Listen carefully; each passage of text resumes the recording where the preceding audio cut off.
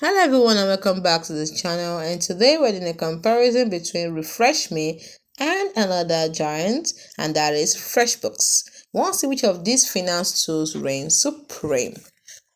Managing money in 2025 just got easier, but with RefreshMe and FreshBooks both claiming to be the best, which one actually delivers? Let's get to this in a few minutes. Let's look at who or what they're best for.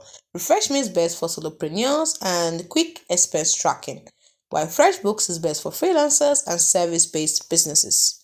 Look at automation. RefreshMe has AI-powered receipt scanning and smart categorizations, while FreshBooks has recurring invoices and late payment reminders.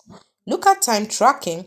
RefreshMe has basic stopwatch feature, while FreshBooks has built-in project time logging.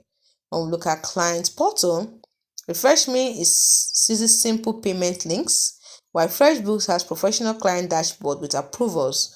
When we look at pricing, RefreshMe has a free plan plus $9 a month premium plan, while FreshBooks starts at $15 a month and there's no free plan.